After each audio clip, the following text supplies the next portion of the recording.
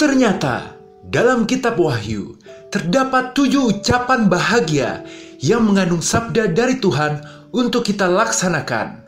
Disebut berbahagia oleh Tuhan bagi mereka yang menjalankan sabda ini, karena hidup mereka akan diberkati. Kitab Wahyu itu fokus membahas tentang masa depan.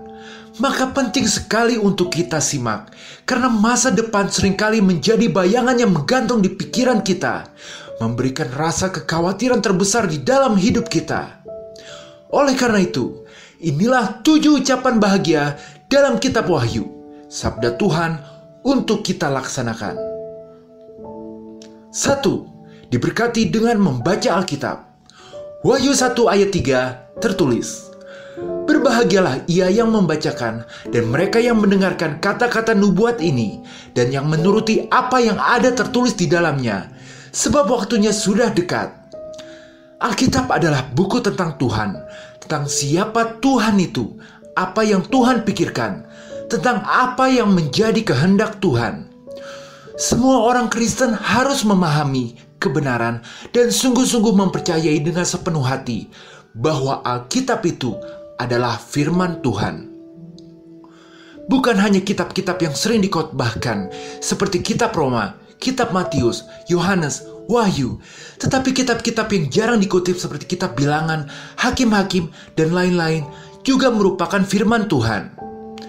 Penting sekali untuk kita selalu menyediakan waktu membaca Alkitab, karena itu sama saja kita sedang mendengarkan Tuhan yang Maha Kuasa, pencipta langit bumi ini, sedang berkata-kata, sehingga kita bisa mengetahui keinginan Tuhan dalam hidup ini. Bahkan ayat di atas menyatakan kebahagiaan bagi mereka yang membaca Alkitab. Ayat ini menekankan pentingnya membaca, mempelajari, dan merenungkan isi Alkitab, termasuk kitab yang mengandung kata-kata nubuatan seperti kitab Wahyu itu.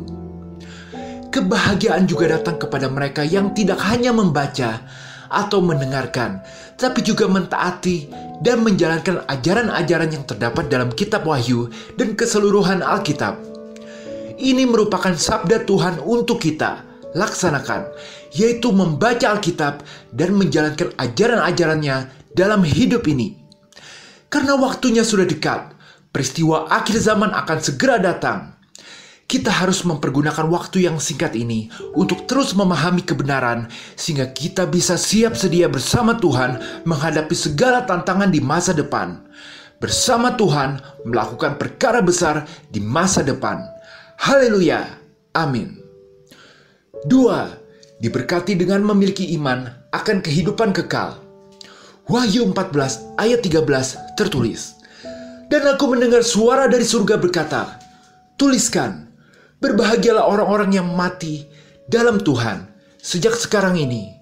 Sungguh, kata Roh, supaya mereka boleh beristirahat dari jerih lelah mereka, karena segala perbuatan mereka menyertai mereka." Penghiburan yang diberikan lewat ayat ini sungguh sangat luar biasa. Dalam hidup ini, kematian adalah satu hal yang pasti. Semua benda akan musnah, semua makhluk hidup akan mengalami kematian tanpa terkecuali. Baik matahari, bulan, bintang, tumbuhan, binatang, pada satu titik waktu akan mengalami kematian. Seperti daun yang jatuh dari pohon pada musim gugur dan tak dapat kembali mekar, demikianlah pula manusia telah ditakdirkan untuk mengalami penuaan dan akhirnya mengalami kematian. Pada dasarnya, makhluk hidup akan menjadi tua lalu mati. Dari tanah kembali menjadi tanah, dari abu kembali menjadi abu, entah karena dimakan oleh binatang pengurai lalu kembali menjadi tanah, atau dibakar hingga menjadi abu. Lalu, pada saat yang telah ditentukan, semua manusia akan dihakimi oleh Tuhan, dan berdasarkan keputusannya, mereka akan dibagi menjadi 2 kelompok yang akan pergi ke surga untuk kehidupan kekal dalam kebahagiaan bersamanya, atau ke neraka untuk menghadapi konsekuensi yang adil atas perbuatan-perbuatan mereka. Maka melalui ayat ini, kita mendapatkan penghiburan bahwa orang-orang yang mati dalam iman kepada Tuhan Yesus akan merasakan kebahagiaan. Mereka boleh beristirahat dari jerih lelah mereka, karena segala perbuatan mereka menyertai mereka. Ini menggambarkan bahwa orang yang mati dengan iman kepada Tuhan Yesus akan mendapat tempat di surga. Mereka akan beroleh istirahat yang abadi setelah menjalani kehidupan yang berat di dunia ini. Terlebih lagi, tindakan baik dan kebaikan yang dilakukan oleh orang-orang selama hidup mereka akan mengikutinya ke dalam kehidupan kekal. Jadi kita sudah masuk surga untuk menikmati kekekalan. Kita juga akan mendapatkan ganjaran atas perbuatan baik yang kita lakukan selama kita hidup. Jadi ini sabda Tuhan yang harus kita laksanakan, yaitu agar terus memelihara iman percaya bahwa Yesus adalah Tuhan dan Juru Selamat, dan terus melakukan perbuatan baik yang sesuai dengan firman Tuhan di sepanjang hidup kita. Bersama Tuhan Yesus kita akan mendapatkan kebahagiaan. Haleluya. Amin. 3. Diberkati dengan hidup dalam kekudusan. Wahyu 16 ayat 15 tertulis, "Lihatlah, aku datang seperti pencuri. Berbahagialah dia yang berjaga-jaga dan yang memperhatikan pakaiannya, supaya ia jangan berjalan dengan telanjang dan jangan kelihatan kemaluannya." Tuhan Yesus mengingatkan kepada kita semua bahwa kedatangannya yang kedua kali nanti akan terjadi secara tiba-tiba dan tak terduga, seperti pencuri yang datang tanpa pemberitahuan sebelumnya. Sehingga Tuhan Yesus mengajak orang-orang untuk tetap waspada dan setia dalam iman mereka.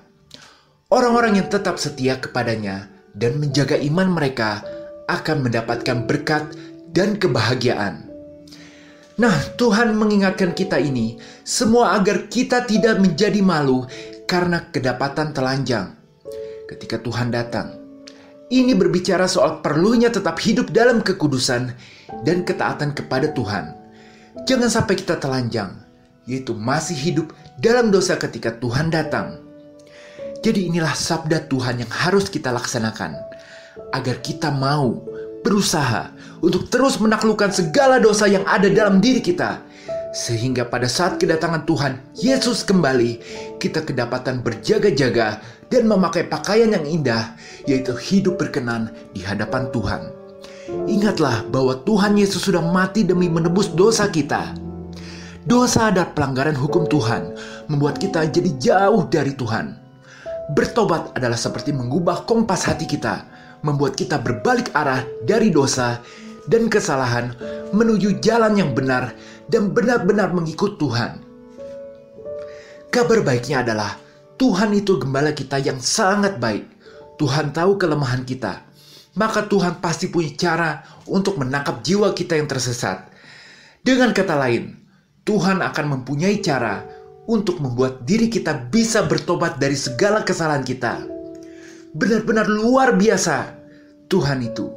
Haleluya. Amin. 4. Diberkati karena memiliki kesetiaan. Wahyu 19 ayat 9 tertulis, "Lalu ia berkata kepadaku, tuliskanlah, berbahagialah mereka yang diundang ke perjamuan kawin anak domba." Katanya lagi kepadaku, perkataan ini adalah benar, perkataan-perkataan dari Allah. Perjamuan kawin anak domba merupakan peristiwa yang akan terjadi di masa depan, tepatnya di surga sana. Ini merupakan peristiwa paling membahagiakan bagi kita semua yang menghadirinya, di mana Tuhan Yesus dan orang-orang yang telah percaya kepadanya secara simbolis melakukan perkawinan, yaitu persatuan antara Kristus dan jemaatnya, serta kebahagiaan abadi dalam persekutuan dengan Tuhan. Bayangkan ketika tiba saat penghakiman, di mana orang-orang jahat berjalan menuju kegelapan abadi, sementara mereka yang percaya kepada Tuhan Yesus berjalan menuju terang yang benderang. Di sana, kita melihat berbagai macam orang datang dari seluruh penjuru bumi, baik yang sudah meninggal maupun yang masih hidup. Ketika kita berdiri di hadapan Tuhan Yesus, kita diberikan kesempatan untuk masuk ke dalam cahaya yang memancar. Ini sungguh melegakan hati, karena kita bisa melihat orang-orang yang sudah lama meninggal muncul di hadapan kita. Kita mengalami reuni besar bersama mereka yang telah lama meninggal dalam iman kepada Tuhan. Kemudian, dengan sukacita yang luar biasa, kita bersama-sama menuju perjamuan pernikahan anak domba untuk merayakan dalam penuh kebahagiaan. Ingatlah bahwa undangan ke perjamuan pernikahan anak domba adalah rencana Tuhan, dan janji ini adalah sesuatu yang pasti akan terjadi. Perjamuan pernikahan anak domba mencerminkan kesetiaan Tuhan Yesus kepada jemaatnya. Tuhan Yesus diibaratkan sebagai mempelai laki-laki dalam pernikahan ini, dan Dia selalu setia kepada jemaatnya tanpa syarat. Jika Tuhan mau setia dengan pasti mengadakan perjamuan, maka kita pun harus memiliki kesetiaan agar kita bisa menerima undangan itu. Sebagai mempelai perempuan dalam pernikahan ini, kita dipanggil untuk setia kepada Kristus. Ini mencerminkan kesetiaan jemaat kepada Tuhan, iman dalam Kristus, dan ketaatan terhadapnya. Jadi inilah sabda Tuhan yang harus kita laksanakan, yaitu untuk terus memiliki kesetiaan dalam iman kepada Tuhan. Kesetiaan bukan sekedar menunjukkan ketaatan, tapi juga mengenai cinta dan kesetiaan yang mendalam kepada Tuhan Yesus. Perjamuan kawin anak domba adalah gambaran akhir dari perjalanan kesetiaan iman kita. Jadi mari kita bersama-sama untuk terus setia agar kita memiliki akhir yang berbahagia, yaitu diundang dan berpartisipasi dalam perjamuan pernikahan anak domba di surga sana nanti. Haleluya, amin. 5. Diberkati dengan mengejar kualitas yang dimiliki seorang imam Tuhan. Wahyu 20 ayat 6 tertulis, "Berbahagia dan kuduslah ia yang mendapat bagian dalam kebangkitan pertama itu. Kematian yang kedua tidak berkuasa lagi atas mereka, tapi mereka akan menjadi imam-imam Allah dan Kristus, dan mereka akan memerintah sebagai raja bersama-sama dengan Dia 1000 tahun lamanya." Kebangkitan pertama terjadi pada saat Tuhan Yesus datang yang kedua kali. Karena sekarang Tuhan Yesus belum datang yang kali kedua, maka kitalah semua dan generasi-generasi sebelumnya, baik orang tua kita, kakek nenek kita, bahkan berpuluh-puluh generasi sebelumnya, sampai kepada zaman Tuhan Yesus yang bisa mendapat kebangkitan yang pertama. Ketika seseorang menerima Yesus Kristus sebagai juru selamat dan menjadi seorang percaya, maka dia akan mendapat janji untuk merasakan kebangkitan yang pertama. Pada dasarnya, semua manusia akan dibangkitkan, tetapi mereka tidak akan mengalami nasib yang sama. Ada yang akan menghadapi kematian kedua, yaitu di neraka. Sedangkan ada yang tidak akan mengalami kematian kedua. Kita yang percaya kepada Tuhan Yesus akan masuk surga. Dan kita melalui ayat ini akan menjadi imam-imam Allah. Maka inilah sabda Tuhan untuk kita laksanakan. Kita harus berusaha mendapatkan bagian dalam kebangkitan pertama melalui iman, serta kita harus terus meningkatkan kualitas kita agar layak menjadi imam Tuhan ketika masih hidup sekarang ini. Imam berarti menjadi perpanjangan tangan Tuhan dalam melayani jemaat.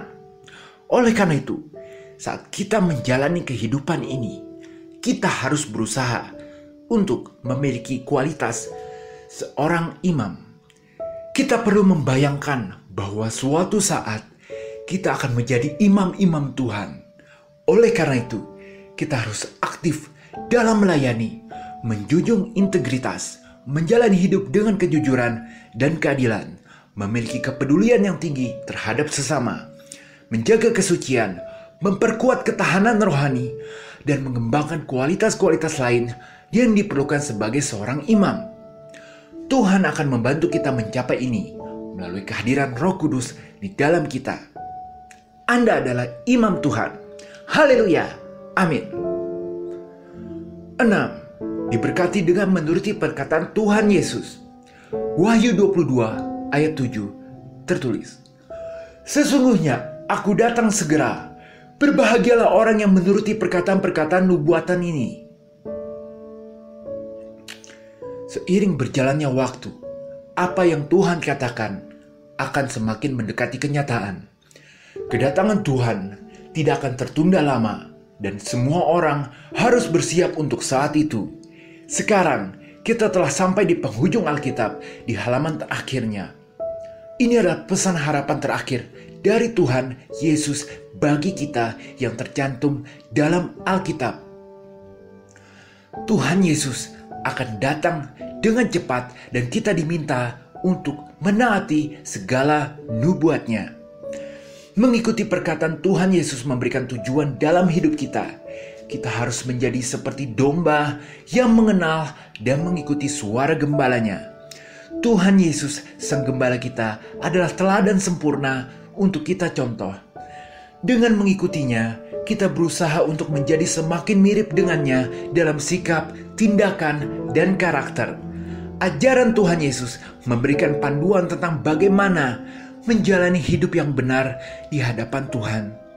Inilah sabda Tuhan yang harus kita terapkan dalam kehidupan kita, yaitu selalu mengikuti ajaran Tuhan Yesus. Karena entah siap atau tidak, Tuhan Yesus akan datang dengan cepat. Dan saat itu tiba, kita dapat bersukacita dalam persekutuan dengannya. Dunia ini banyak dipenuhi oleh berbagai informasi atau nasihat. Maka kita harus selalu memfokuskan hanya pada apa yang dikatakan Tuhan Yesus saja sebagai hal yang benar untuk kita lakukan. Haleluya, amin. 7. Diberkati karena pertobatan kita. Wahyu 22 ayat 14. Berbahagialah mereka yang membasuh jubahnya. Mereka akan memperoleh hak atas pohon-pohon kehidupan dan masuk melalui pintu-pintu gerbang ke dalam kota itu. Membasuh jubah adalah simbol dari pertobatan dan pengampunan dosa.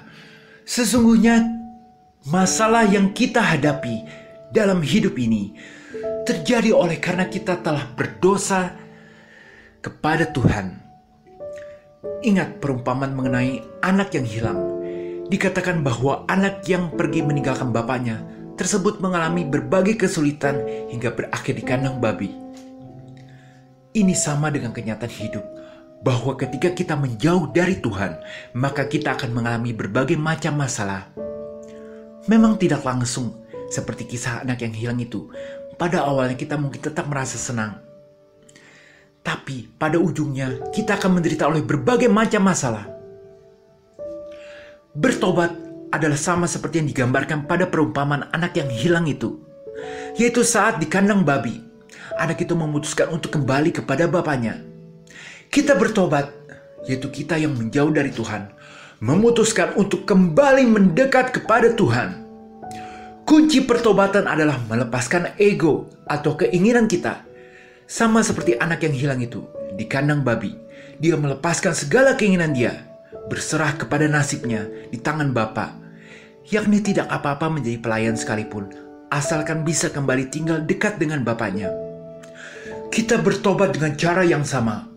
Kita melepaskan segala keinginan kita, segala hasrat kita, segala ambisi kita. Kita serahkan ke dalam tangan Tuhan. Kita berserah penuh kepada Tuhan. Fokus kita hanyalah ingin mendekat kepada Tuhan. Sesungguhnya benarlah perkataan Tuhan Yesus, bahwa kita harus mati terlebih dahulu, maka kita bisa mendapatkan segala sesuatu. Karena Tuhan berjanji bahwa carilah dahulu kerajaan Tuhan, maka semua akan ditambahkan kepadamu. Tuhan tahu segala kebutuhan, bahkan keinginan kita. Yang Tuhan mau adalah kita mendekat dulu kepada Tuhan, maka semuanya Tuhan berikan kepada kita. Segala keperluan kita, segala masalah kita, Tuhan akan berikan dan Tuhan akan selesaikan. Sama seperti perumpamaan anak yang hilang, bapaknya malah memberikan jubah dan cincin kepada anak yang telah kembali itu. Jadi inilah sabda Tuhan yang harus kita laksanakan, yaitu bertobat. Minta pengampunan dosa dalam nama Tuhan Yesus yang akan dikabulkan ketika kita juga sudah mengampuni orang yang bersalah kepada kita. Agar kita boleh memperoleh hak atas pohon kehidupan. Pohon kehidupan adalah simbol hidup kekal yang akan kita jalani dalam Yerusalem surgawi, yaitu kota Tuhan yang abadi. Haleluya, amin. Sebagai penutup, sabda bahagia dalam kitab Wahyu ini adalah janji-janji gemerlap Tuhan tentang bagaimana kita harus hidup selama ada di akhir zaman ini, yaitu sekarang. dan akhir yang bahagia bagi kita umat percaya kepada Tuhan Yesus. Dimulai kita harus sering membaca Alkitab, mempunyai iman akan kehidupan yang kekal, mengejar kekudusan, memiliki kesetiaan, mengejar kualitas seorang imam, menuruti perintah Tuhan Yesus, serta bertobat menerima pengampunan dosa. Puji Tuhan, kita telah dikaruniakan Roh Kudus yang akan terus mengajar dan memberikan kita kekuatan dan yang terutama dorongan agar kita bisa melaksanakan sabda ini. Kita harus menghadapi masa depan dengan penuh harapan dan keyakinan bahwa Tuhan selalu bersama kita dalam setiap langkah hidup kita. Haleluya, amin. Tuhan Yesus memberkati. Jika berkenan, berikanlah like, share, dan komen. Jika ada perkataan, tulislah di kolom komentar. Saya akan menjawabnya. Terima kasih. Tuhan Yesus memberkati.